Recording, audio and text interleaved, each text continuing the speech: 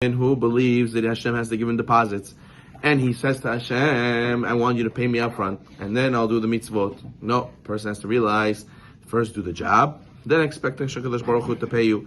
The person has to realize that the servant does not demand payment first, and then do the job. He does the job, and then afterwards he believes that his master will provide for him. Vasheni, another reason why a person wants financial security, in order to devote himself to Hashem's services in correct way of thinking. Normally, when anybody accepts a security from his friend, the security has a set amount, and the request has a limit. But the one who approaches or requesting a security from Hashem, I don't understand, Rafal. You go for a loan, right? And the guy says, I'll give you a loan, give me a security. You tell him, how long are you going to hold on to the security for? I'm going to hold on to the security for 6 months. 6 months, and then I'll give it back, and then we'll talk about the loan again. You'll have to pay me by then. Okay, no problem. A guy who says to Hashem, give me a security. I want to feel secure. Give me $1 million first, then I'll go serve you. What happens when he has $1 million? Is $1 million enough?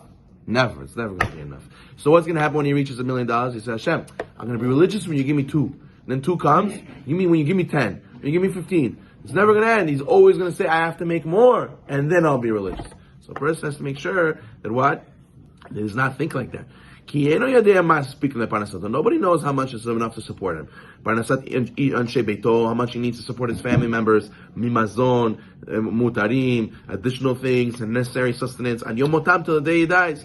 Even if he has more funds than need, his neshama is never going to have enough, feel like he has enough. Because the end of life is concealed. We don't know how long we're going to live. We don't know how much money we truly need. Therefore, he's foolish for asking Hashem for a certain security, because in the end, there's no real limit. There's no ceiling. There's no how much. He has 100. King Solomon says, "You want 200. You want 200. You have 200. You want 400. It never ends." Oh, if kesef. Someone who has money, who loves money, will never be full of money. Third reason why a person who demands Hashem to pay him first, then he'll be serving Hashem, is incorrect, is because someone who takes security from his friend when he's giving him credit, you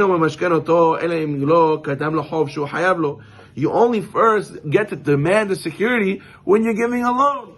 First you have to give a loan, you get to take a security. So you go to Hashem, and what? Did you give Hashem a loan? Did you do something for him? No. I want a security. Security for what? What loan did you give Hashem? What did you give Hashem first? Do you demand the security? First you give me Hashem, then I'll do mitzvot.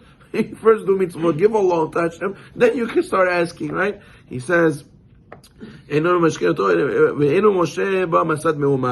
the friend has no claim against him. But what? However,